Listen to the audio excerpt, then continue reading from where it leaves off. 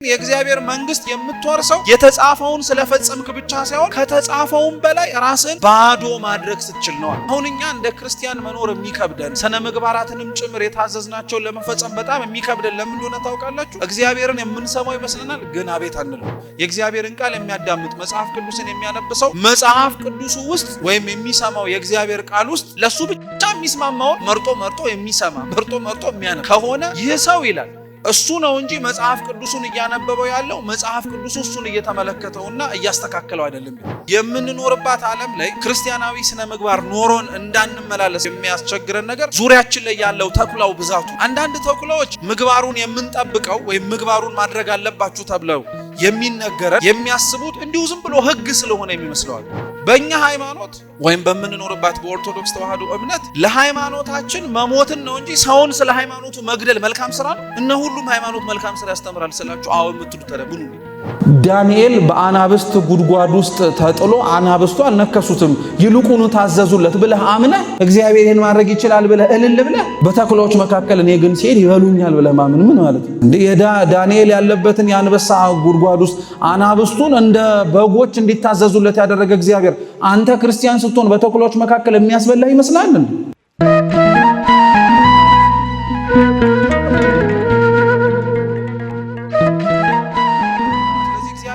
አሁን ቅድም እንዳልኳችሁ አንተ የገሌን ቤት የምትመኘው ለምን ይመስላል?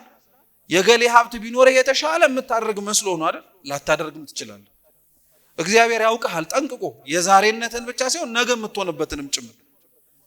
ስለዚህ የባልንጀራችንን ቤት ሁላችን ተመኝተናል። ባልንጀራችንንም እንደራሳችን አንወድም። ይሄንን ሁሉ የዘረዘርኩላችሁ ለምን መሰላችሁ? ቅድም ያልኳችሁ ባለጸጋ እነዚህን በሙሉ ከህፃንነት ጀምሮ ምን አድርጊያቸዋለሁ ነው ፈጽሜያቸዋለሁ ነው። ከዛ በኋላ ግን ጌታችን ኢየሱስ ክርስቶስ ምን አለው መሰላችሁ? ልብ ብላችሁ ስሙ፣ አብራችሁን በሉ። ፍጹም ልትሆን በሉ እንጂ ብትወድ ያለህን ሁሉ ሽጠህ ተከተለኝ። እና አሁን ታዲያ ቅድም እንዳልኳችሁ አንድ ሰው ህግጋቱን ትእዛዛቱን ጨርሻለሁ ከዚህ በኋላ እንደ አንድ ክርስቲያን ምን ይጠበቅብኛል ብሎ ሊጠይቅ ወይም መጠየቅ ቢፈልግ እግዚአብሔር አምላክ ሁሌም ከምግባር የበለጠ ምግባር አንተ ከሰራው የተሻለ ሌላ ስነ ምግባር እንዳለ ያስተምራል። ያስተምራል። አየ ክርስቲያናዊ ስነ ምግባር የሚያልቅ ህይወት አይደለም ማለት ነው። ህግጋቱንና ትእዛዛቱን በማክበር እንጀምራለን እንጂ ህግጋቱንና ትእዛዛቱን በማክበር እንምናጠናቅቀው አይደለም። ሁሉም ነው የምላችሁ። በነገራችን ላይ አብዛኞቹን እግዚአብሔር አምላክ የጽድቅም ጽድቅ እንዳለው የምግባርም ምግባር እንዳለው ከፍ እያደረገ ያሳያቸው ነበር። ቅዱስ ዮሐንስ አፈወርቅ አሁን ያልኳችሁን ፍጹም ልትሆን ብትወድ ያለን ሁሉ ሽጠህ ተከተለኝ ያለውን ሲተረጉም ምን ይላል? እግዚአብሔር አምላክ ለዚህ ባለጸጋ ትልቅ ትምህርት አስተማረዋል። ያስተማረውም ትምህርት ምንድነው መሰላችሁ? ለባለጸጋው የሰራውን መስራቱ መንግስተ ሰማያትን ለመውረስ የተገባ እንደሆነ አምኖ ነበራል። ማለትም ከዚህ በኋላ ምን ይጠበቅብኛል ብሎ ስለጠበቀ ከዚህ በኋላ ምን የሚጠበቅብኝስ ነገርስ አለ ብሎ ስላላሰበ ይሄንን ሁሉ አድርገሃል እንዴ በቃ የእግዚአብሔርን መንግስት ውረስ የሚለው መስሎት ነበር። እግዚአብሔር ግን የእግዚአብሔር መንግስት የምትወርሰው የተጻፈውን ስለፈጸምክ ብቻ ሳይሆን ከተጻፈውን በላይ ራስን ባዶ ማድረግ ስትችል ነው። ምን ማድረግ ስትችል? ይሄንን ደግሞ ለመሆን ምንነትን እንደሚጠይቅ ታውቃላችሁ? ደቀ መዝሙር መሆን ይጠይቃል። ተማሪ መሆን ማለት ነው። ክርስቲያን ሁሌም ተማሪ ከሆነ ክርስቲያን ሁሌም ከእግዚአብሔር የሚማረው የሚያውቀው የሚጠበቅበትና ያላወቀው ነገር እንዳለ የሚያውቅ ከሆነ ለምግባር አይሞዝም። ሰርቼ ጨርሻለሁ ብሎ አይታክትም። ከዚህ በኋላስ ምን ይጠበቅብኛል ሁሉንም ነገር ፈጽሜያለሁ ብሎ እጅግሩን አጣጥፎ አይቀመጥም። በፍጹም ክርስቲያናዊ ስነ ምግባር ማለት ይሄ ነው። የማያልቅ ጽድቅ እንዳለ ማወቅ። እስኪ ክርስቲያናዊ በሉ። ስነ ምግባር ማለት ጽድቅ እንደማያልቅ ማወቅ ነው። በቃ ጽድቅ አያልቅም፣ መልካም ነገር አያልቅም። እውነቴን ነው የምነግራችሁ። ብዙ የቅዱሳንን ታሪክ እያነሳን እኛ የምናውቀውን ህግ እንዴት እያሳደጉት እንደመጡ መማማር እንችላለን። እኛ እርስ በእርስ ስለመዋደድ ሊገርመን ይችላል አይደል?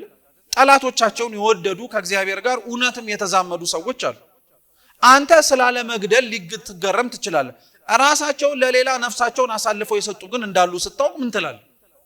አንተ ስላለ መስረቅ ትጨነቃለህ ወይ? ያለ መስረቅ ራሳቸውን ሽጠው የሸጡበትን ገንዘብ ለነዳያን የሚመጸውቱ እነ ቅዱስ ጴጥሮስ እንዳሉ ስትሰማ ምን ይሰማል? ጽድቅ አያልቅም ማለት ነው። አያችሁ፣ እኛ ደካማ ስለሆነን መማርም ጭምር ስላቆምን እግዚአብሔርም ሊያስተምረንና ሊያሰራን የሚችለው ጽድቅ እንዳለም ጭምር መቦዘን ስንጀምር ነው መደብዘዝም መውረድም የጀመረው። እየሰማችሁ ነው። ደቀ መዝሙርነት ያልኳችሁ ይሄን ልክ ደቀ መዝሙርነትን አንድ ክርስቲያን ጉዞን ከጀመረ በኋላ ሁለተኛው ምንነት ደረጃ ላይ የሚደርሰው አርድእትነት ላይ። እስኪ አርድእትነት በሉ። ክርስቲያን ከሚለው መጠሪያ ቀድሞ ደቀ መዝሙር ከሚለው መጠሪያ ቀጥሎ የምንጠራበት መጠሪያ አርድእት ነበር። ምን ነበር? አርድእት ማለት ምን ማለት ነው?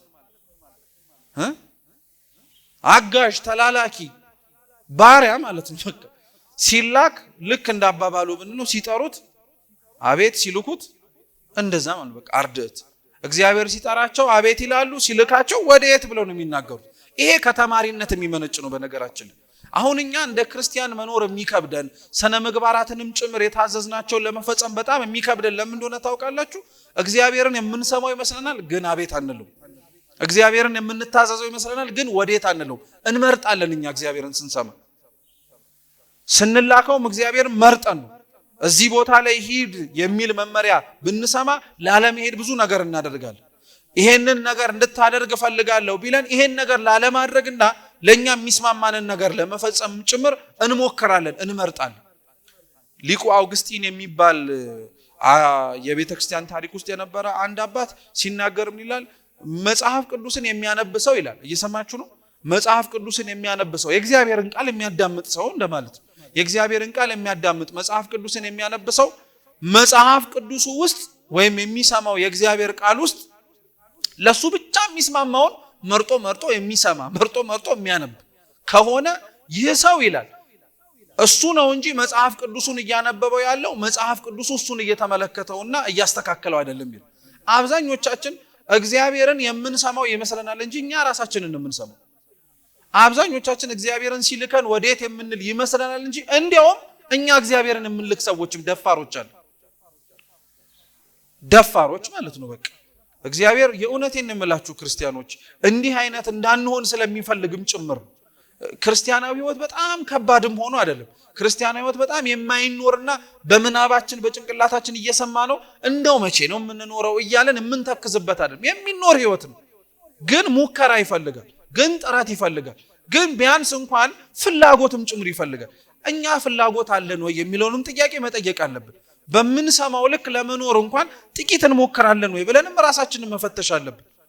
አርድእትነት ማለት ይሄ ነው። በቃ ሰው ተማረና ሰው አወቀ ከተባለ በኋላ ለእግዚአብሔር ድምፅ አቤት ማለትንና ለእግዚአብሔር ተልእኮ ወዴት ብሎ መታዘዝን መልመድ መቻል አለበት። እግዚአብሔር ሁላችንን እንደዛ እንድንሆን በቸርነቱ ይርዳል። ከዛ በኋላ ነው ክርስቲያንነት የሚመጣው። ስለዚህ 3 እርከን አለው አቋርጡ።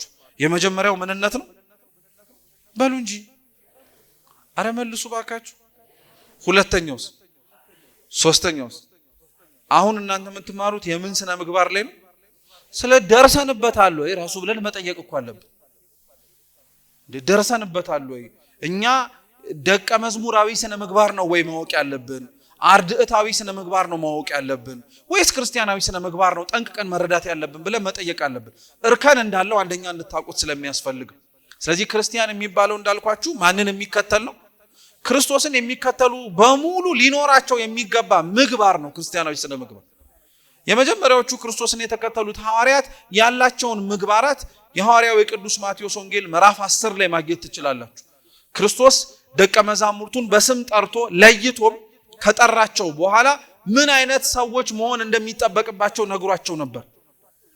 ይሄ ካላችሁ በስነ ስርዓት ስነ ምግባር አላችሁ እያለ ያስተማረበት ማለት ነው። እየሰማችሁ ነው። የማቴዎስ ወንጌል ስንት አልኳችሁ? ላንብብላችሁ ማቴዎስ ወንጌል ምዕራፍ 10 ምን እንደሚል ማለት ነው። ምክንያቱም ያው ክርስቶስን መከተል ከሆነ አባቶቻችን እንደተከተሉት መሆን ስላለብን የማቴዎስ ወንጌል ምዕራፍ 10 ላይ ስለ ሐዋርያት መጠራት ልክ ስማቸውን ዘርዝሮ ከጨረሰ በኋላ ምን ይላል መሰላችሁ? ጌታችን ኢየሱስም እነዚህን 12ቱን ሐዋርያት ላካቸው። መላክ ማለት ምን ማለት ነው? ጎሽ ቃሌው ተስማል። አያ አርድእትነት ላካቸው አለ። እንዲህም ብሎ አዘዛቸው፣ በአሕዛብ መንገድ አትሂዱ።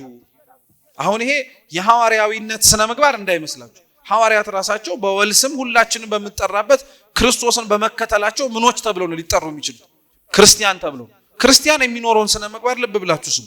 በአህዛብ መንገድ አትሂዱ፣ አህዛብ በረገጡት መሬት አትለፉ ማለት አይደለም። አህዛብ የሚያደርጉትን ነገር እግዚአብሔርን የማያውቁት ሰዎች የሚያደርጉትን ነገር እናንተ ምን አታድርጉት ለማለት ነው። አታድርጉት። እየሰማችሁ ነው። ወደ ሳምራውያንም ከተማ አትግቡ አለ። ወደ እነማን ከተማ? ሳምራውያን የሚባሉት በተለምዶ እስራኤላውያን ትልቁ ከተማ ውስጥ ኢየሩሳሌም ውስጥ ይኖሩ የነበሩ ህዝብ ናቸው። ግን ከባቢሎን ምርኮ በኋላ የጣዖት አምልኮ ጋር ከአህዛብ ጋር በጋብቻ መተሳሰር አለባቸው ተብሎ ስለሚታመን በጣም ብዙ እስራኤላውያን ራሳቸውን ጠብቀው የኖሩ የኦሪቱን ህግም ጭምር ያከበሩ ሰዎች ይጸየፏቸው ነበር እና እግዚአብሔር ወደ ሳምራውያን አትግቡ ሲላቸው አንደኛ እነሱ የነበራቸውን የጣዖት አምልኮና በሃይማኖት ከማይመስላቸው ጋር በጋብቻ የመኖር ህይወት አይኑራችሁ ለማለት ነው አንደኛ። ሁለተኛ ግን ወደ ሳምራውያን ከተማ አትግቡ ያላቸው ለምን መሰላችሁ? እስራኤላውያን ሐዋርያትን ከመረጣቸው በኋላ ገና አሁን መንፈስ ቅዱስን አልተቀበሉ፣ ድፍረት የላቸውም፣ ፈሪዎች ናቸው፣ ተቀበዝባዦች ናቸው፣ ከእምነታቸውም ጉድለት አለባቸው እና እግዚአብሔር ወደ ሳምራውያን ከተማ አትግቡ እያላቸው ያለው ምንድነው? ፈተና ወደሚጸናባችሁ ገና ልጆች ናችሁና ጽኑዋን ፈተና ሲያደርስባችሁ ልትጠራጠሩበትና እግዚአብሔር ልትክዱበት ወደሚችል ደረጃ ገና ስላልጸናችሁ ተቀመጡ ማለት ነው።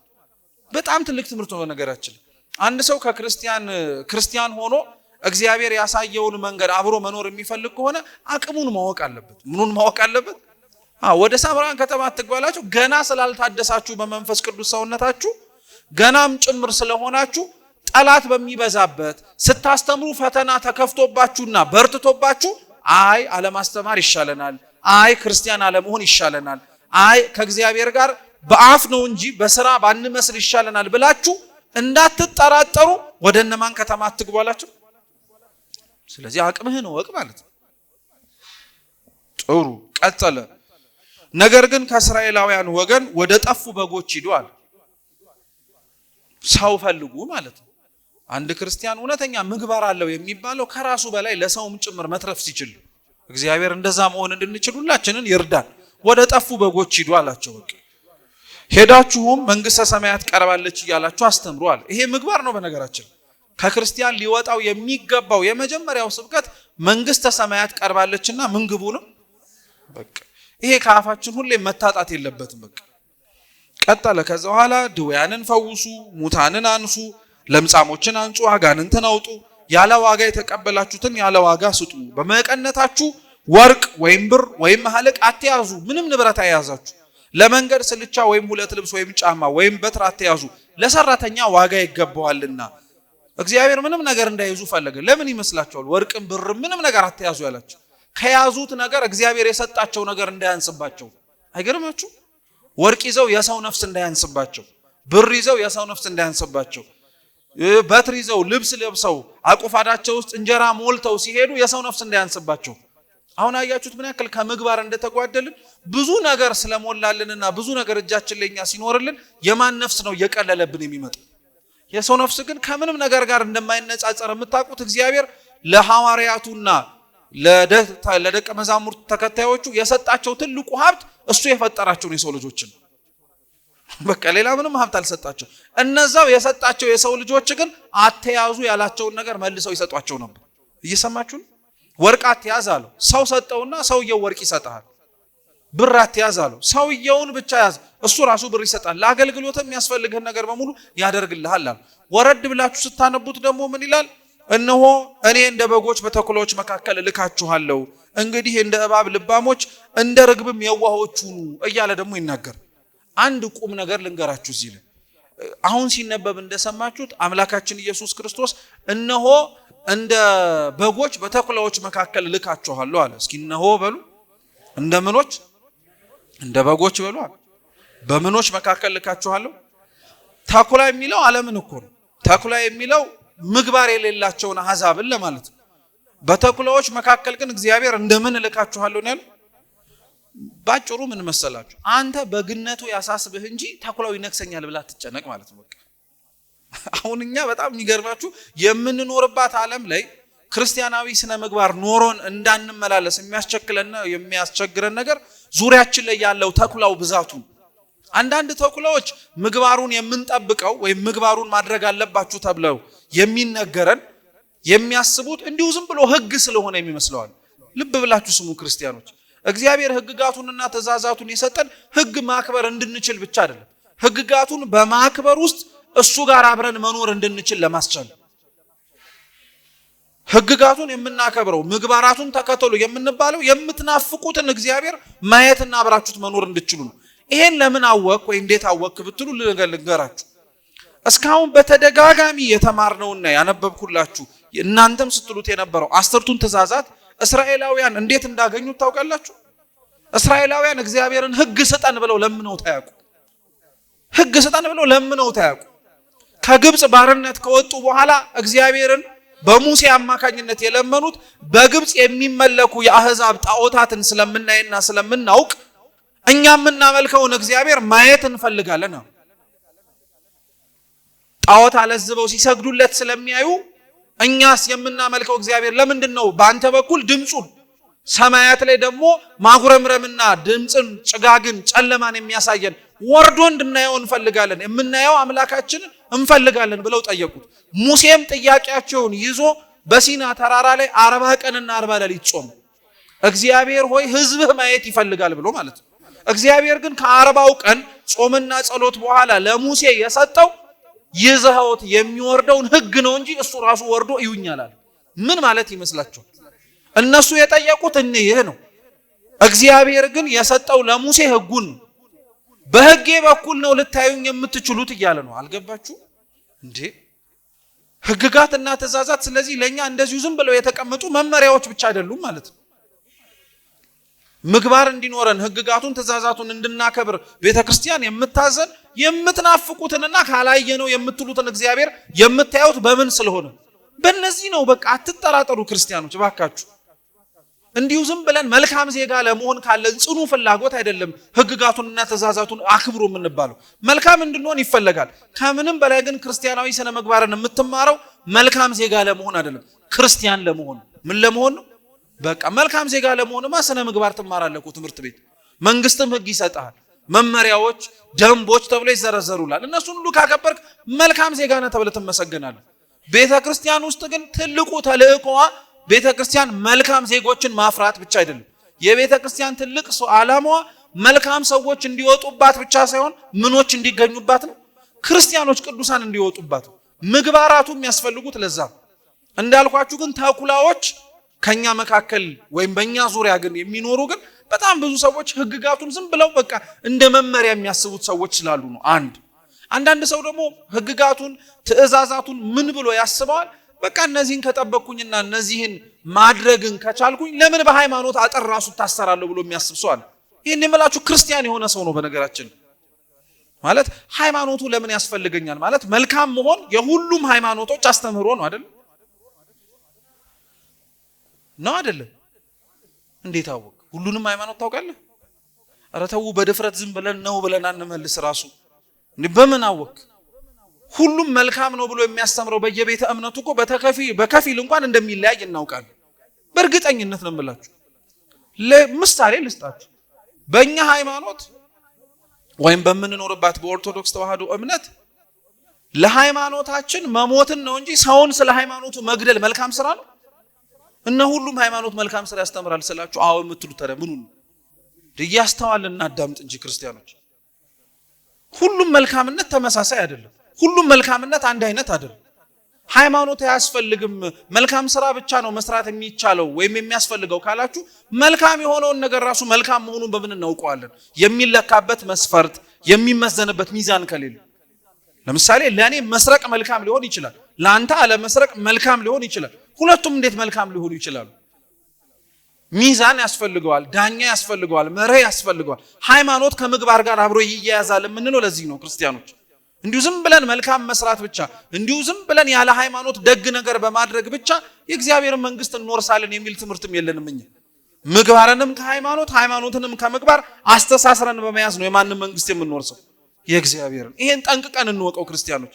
በተለይ በዚህ ወቅት በ21ኛው መቶ ክፍለ ዘመን ትልቁ ተኩላ ምግባር የሚያስተው ብቻ አይደለም፣ ሃይማኖትን አስትቶ ግን ምግባርን ብቻ እንድንይዝ የሚያደርገን ከባድ ፈተና ላይ ደርሰናል። ክርስቲያኑ አብዛኛው ሃይማኖቱን ጠንቅቆ ከሚያውቀው ይልቅ የሚስማማበት መልካም እያደረገ መኖር ነው። እኔ ዝም ከመማር ከማወራ በቃ ዝም ብዬ ደግ እያደረኩኝ ብኖርስ ይላል። የምታረገው ደግ ነገር ራሱ ደግ መሆኑን በምን ታውቀዋለህ? የምታደርገው መልካም ነገሮችስ ምን እንደሚያስገኙልህ በምን ትረዳዋለህ? ሁሉም መልካም ነገርንስ እያደረከው ስትሄድ የመጨረሻህንስ ህይወት በምን አይነት መንገድ እንደምትፈጽመው በምን ታውቃለህ? ለዛ ነው ክርስቲያኖች እኛ ቤተክርስቲያናችን ውስጥ ህግጋቱን ትእዛዛቱን እያከበርን የምንኖርበት ምክንያት የእግዚአብሔርን መንግስት ለመውረስና ከማን ጋር ለመተያየት ነው? ከእግዚአብሔር ጋር ለመተያየት ነው። ይህን እግዚአብሔር ለሁላችን ያድርግልን። ስለዚህ በእነዚህ ሁሉ ተክላዎች መካከል እንደምን ልካችኋለሁ አለ እግዚአብሔር። ስለዚህ በጎች ክርስቲያኖች ናቸው። አንተ በዚህ ዓለም ላይ ስትኖር እንደ ክርስቲያን መሆንን ብቻ ተጨነቅበት። በቃ ስለሚነክስ ተኩላ፣ ስለሚቦጭቁ ተኩላ፣ እንዴት በተኩላዎች መካከል በግ ሆኜ ልበላ እንደምችል እያወኩኝ እራመዳለሁ የሚለውን አንተ አትጨነቅበት። አንተ ሊያስጨንቅ የሚያስፈልገው እንደምን ሆኖ መኖር፣ እንደ ክርስቲያን እንደ በግ ሆኖ መኖር። አይ እኔ እንደ በግ ሆኜ ኖሬም ለተኩላዎቹ እጨነቃለሁ ካልክ እውነት ይቅርታ አድርጉልኝ፣ ክርስቲያንነት ወይም እምነት ይጎለናል ማለት ነው። በቃ እንዴት ነው ዳንኤል በአናብስት ጉድጓድ ውስጥ ተጥሎ አናብስቱ አልነከሱትም ይልቁኑ ታዘዙለት ብለህ አምነህ እግዚአብሔር ይሄን ማድረግ ይችላል ብለህ እልል ብለህ በተኩላዎች መካከል እኔ ግን ሲሄድ ይበሉኛል ብለህ ማመን ምን ማለት ነው እንዴ? ዳንኤል ያለበትን የአንበሳ ጉድጓድ ውስጥ አናብስቱን እንደ በጎች እንዲታዘዙለት ያደረገ እግዚአብሔር አንተ ክርስቲያን ስትሆን በተኩላዎች መካከል የሚያስበላህ ይመስላል እንዴ? አንተ መሆን እኔ መሆን የከበደን ክርስቲያን መሆን በቃ ክርስቲያን መሆን ስለከበደን ስለ ተኩላዎቹ እንጨነቃለን። ስለ ተኩላዎቹ ተው። እኔ እናንተ ክርስቲያን ብቻ ነው የሚጠበቅብንን ምግባር እናድርግ። እግዚአብሔር ደግሞ እነዚህን ምግባራትም እነዚህን ሁኑልኝና ኖራችሁም እንዳያችኋለሁ ማየትም እፈልጋለሁ እያለ የሚናገራቸው ነገሮች በሙሉ ለኛ ካለው ጽኑ ፍቅር የተነሳ በጣም ነው የሚገርማችሁ። እግዚአብሔር ፈጥሮ እንደዚሁ አልተወንም። የምንበላው፣ የምንጠጣው፣ የምንለብሰው ዘር ተክተን ልጅ ወልደን አይን በአይን አይተን የምንደሰትበት ብዙ ነገር ሰጠን። ግን እግዚአብሔር የፈጠረን መሬት ላይ ተደስተን ብቻ እንድንኖር ደግሞ አይደለም። በሰማያት ደግሞ አብረነው መኖር እንድንችልም ይፈልጋል፣ ይናፍቃል አምላካችን። ለመሬት እንድንኖር ሁሉን ነገር ያሟላልን እግዚአብሔር በሰማይ ለምንኖረው አብረነውም ጭምር ለመኖር ለሚያስችለን ህይወት ደግሞ እነዚህ ህግጋትና መመሪያዎች ቅድመ መስፈርቶች ናቸው። በቃ እነዚህን ካሟላሃቸው እነዚህን ማድረግም የምትችል ከሆነና ለማድረግም የምትሞክር ከሆነ በምድር ህይወትህ እንደተባረከው ሁሉ በሰማይ ህይወትህ ምን ታደርጋለህ ማለት ነው? ትባረካለህ፣ አብረህ መኖር ትችላለህ ማለት ነው። ስለዚህ ክርስቲያናዊ ስነ ምግባርን ክርስቲያኖች እንደዛ አድርገን ነው መረዳት ያለብን።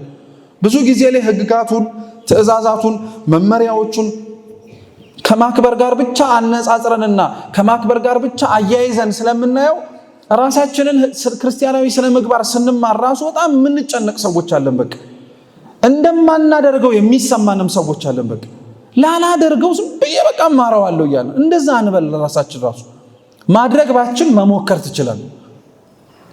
መሞከር የምትችልባትን ጉልበት የሰጠህ እግዚአብሔር እንድትሆነውም ጭምር ያስችላል። የትኛውም ክርስቲያናዊ ስነ ምግባር ክርስቲያኖች በራሳችን ጉልበት የሚሰራ ምግባር የለም። እየሰማችሁ ነው። የዮሐንስ ወንጌል ምዕራፍ 1 ቁጥር 3 ላይ ሁላችሁ የምታውቁት ጥቅስ አለ አይደለ? ሁሉ በማን ሆነ የሚል ጽድቅም እኮ ይሄንን እንደሚያካትት ታውቃላችሁ። ጽድቅ ራሱ የሚሆነው በማን? በእግዚአብሔር ነው። ምግባራቱን የምንፈጽመው ማን እንዲያስችለን እየለመንን። ምክንያቱም የምንኖርባት ዓለም ኑሩት ተብለን የምንገደደውን ኑሩት ተብለን የተጠራንለትን ክርስትና እንዳንኖር በጣም በብዙ ነገሮች ፈተና ውስጥ ተከተናለች። በጣም በብዙ ፈተናዎች። እነዛን ሁሉ ፈተናዎች ማለፍ የምንችለው እኛ ምግባራቱን መስራት ስንችል ብቻ ሳይሆን ማን ምግባራቱን መስራት እንድንችል ሲያስችለን። በቃ ለዛ ነው በእያንዳንዱ መንገዳችን ውስጥ ጽድቅን ራሱ ለመስራት ስንነሳ ኃጢአትን ለመተው እግዚአብሔርን እንደምንለምነው ሁሉ ጽድቅን ስንሰራ ለማን ብለን ነው መለመን ያለብን? ለእግዚአብሔር። እሱን መለመን መማጸን አለብን። እሱን እንዲያግዘንና እንዲረዳን ማድረግ አለብን። ለምን መሰላችሁ? ኃጢአት ለመስራት በጣም ቀላል እንደሆነ ሁሉ በጣም የሚገርማችሁ ጽድቅ ለመስራትም ያለ እግዚአብሔር በጣም ከባድ። ያለ እግዚአብሔር ምንም አይነት ጽድቅ አይሰራም። ያለ እግዚአብሔር ምንም አይነት መልካም ነገር አይደረግም። ክርስቲያኖች መንፈሳዊ ተጋድሎ ራሱ ማለት ነው። ይሄ ክርስቲያናዊ ስነ ምግባር በነገረ ድህነት ውስጥ ክርስቲያኖች መዳንን እንዴት መውረስ እንደሚችሉ ስንማር በሁለት ነገሮች ነው አያይዘን የምናስተምር። አንደኛ ምስጢራትን በመፈጸም ምንም በመፈጸም ክርስቲያናዊ ስነ ምግባር ማለት ምስጢራትን መፈጸም ማለት ነው። ክርስቲያን የክርስቶስ ተከታይ ከሆነ ክርስቲያናዊ ስነ ምግባር ክርስቶስ በመሬት ላይ ያለውን ምግባር መከተል ከሆነ ክርስቶስ በምድር ላይ የፈጸማቸው መልካም ስራዎች መካከል ምስጢራት አሉበት የሉበት? አሉበት። ቁርባን አለበት፣ ንስሐ ግቡ የሚል ጥሪ አለበት፣ ጥምቀት አለበት፣ ከሙታን መካከል ከኃጢአታችን መንቃት መንቀስቀስ አለበት፣ ምስጢራትን ቃለ እግዚአብሔርን መስማት ማዳመጥ አለበት የለበት? አለበት። ራሱኑ ስነ ምግባር ወይም ክርስቲያናዊ ስነ ምግባርን ምስጢራትን በመፈጸም ብቻ ሳይሆን ግን የምንጠቀልለው በመንፈሳዊ ተጋድሎም ጭምር። በምን ተጋድሎ? በመንፈሳዊ ተጋድሎ።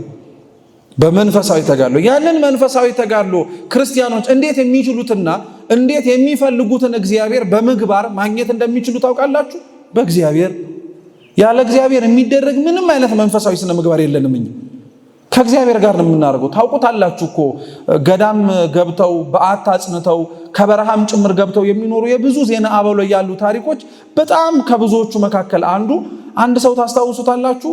የበቃ ወይም ደግሞ በጣም በቅድስና ሕይወት ያጌጠ አንድ አባት ነበር ይባላል እና ይህ አባት ይኖርባት የነበረችው ቦታ እንደ ፍሩክታ ትንሽ ትንጣቂ ናት። በቃ ደግሞ ይበላው የነበረው ደግሞ በጣም መራር የሆነ ቅጠል ነበር። ለ40 ዓመት ጸንቶ በመንፈሳዊ ተጋድሎ እግዚአብሔር ያዘዘውን ምግባር እየጠበቀ ሲኖር አንድም ቀን ይኖርባት የነበረችው ጠባቧ ያቺ ስንጥቅ ዋሻ ጠባው አታውቅም።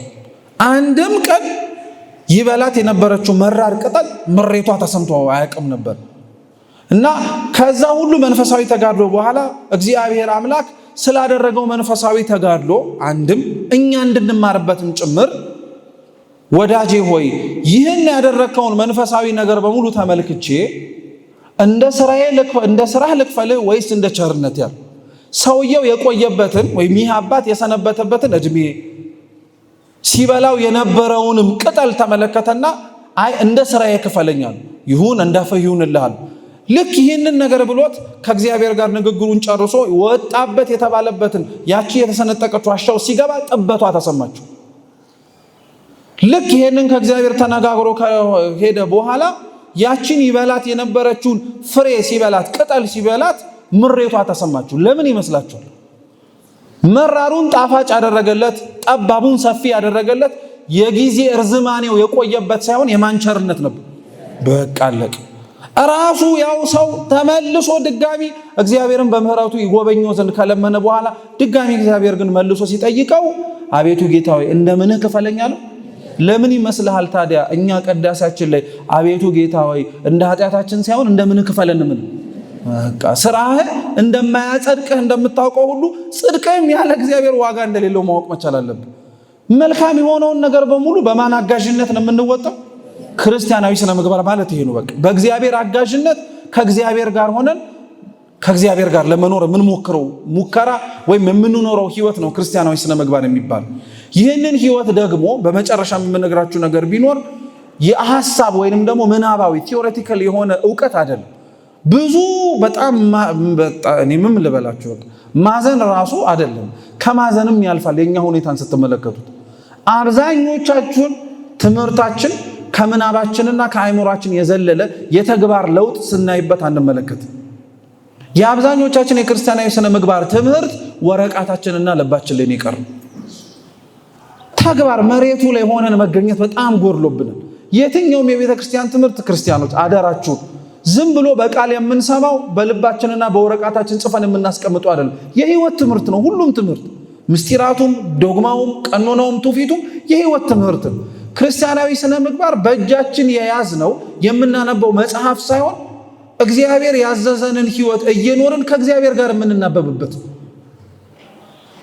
ክርስቲያናዊ ስነ ምግባር አንድ ሰው ተምሮ ተመርቋል የሚባለው የእግዚአብሔርን መንግስት ሲወርስ ምግባራቱ ግባቸው እኛን ሰርተፍኬት ማስጨበጥ ስላልሆነ ነው፣ ከእግዚአብሔር ጋር ማገናኘት ስለሆነ ነው። ምግባራቱን ለዛ ነው ስንሰማቸው ስናጣጥማቸው ሰው እንደዚህ መኖር እንዳለበትም ጭምር ስናዳምጣቸው አናድንቃቸው፣ ለመኖር እንሞክራቸው እንጂ ከንፈራችንን እየመጠጥን በደጉ ዘመን እኮ እንደዚህ ተኑሮ ነበር አንበላቸው። ይሄስ ዘመን ለምን ከፋ? ክፉ ዘመን አይደለም። አቡነ ቄርሎስ ስድስተኛ ምን ይላሉ? እንዲያውም ለመጽደቅ እንደዚህ ጊዜ ምቹ ጊዜ የለም ነው የሚሉት። አሁን እንደዚህ ስላችሁ ይሄ ሚዲያውን ምናምኑ ለማሰብ አይደለም። ለመጽደቅ እንደዚህ ጊዜ ምቹ ጊዜ የለም እምላችሁ ቢያንስ እየኖራችሁ ስለሆነ ቢያንስ እስትንፋሳችሁ አልተቋረጠም፣ ቢያንስ አልሞታችሁ። ከዚህ የተሻለ ጊዜ የለም ማለት አልሞትክም ማለት ነው። መልካም ነገር ለማድረግ አሁንም እግዚአብሔር ደቂቃ ጨምሮልሃል፣ ህይወት እስትንፋስን ሰጥቶሃል ማለት ነው። ስለዚህ ከዚህ በላይ የተሻለ፣ ከዚህ በላይ የተደላደለ፣ ከዚህ በላይ ጥሩ ነገር የማደርግበት ጊዜ ይመጣል ብለህ አትጠብቅ። አሁን ነው የምታደርገው። በቃ የምትጠብቀውን ጊዜ ምናልባት ላታገኘውም ትችላለህ። የምትናፍቀውን በዚህ ዘመን እቆርብበታለሁ፣ በዚህ ዘመን አስቀድስበታለሁ፣ ንስሐ ገባበታለሁ፣ ሀብት ንብረቴን ትቼ መነኩስበታለሁ የምትለው ዘመንን ምናልባት ላታየው ትችላለህ። ምናልባት ላትደርስበት ትችላለህ። ያለች ጊዜ አሁን ስለሆነች ካሁን የተሻለ ምን የማድረጊያ ጊዜ የለም፣ የመጽደቂያ ጊዜ የለም፣ መልካም የማድረግ ጊዜ የለም። ክርስቲያናዊ ስነ ምግባር ማለት ይሄ ግልጽ ነው። ገብቷችኋል? ጥሩ። የሰማነውን በልቡናችን ሰሌዳ ይጻፍልን። አምላካችን እንደጠበቀን ኑሩት ብሎ እንዳዘዘን ክርስቲያኖች ሆነን ለመገኘት በቸርነቱ ይርዳን። የሰማነውን በልቡናችን ሰሌዳ ይጻፍልን። ወስብሐት ለእግዚአብሔር።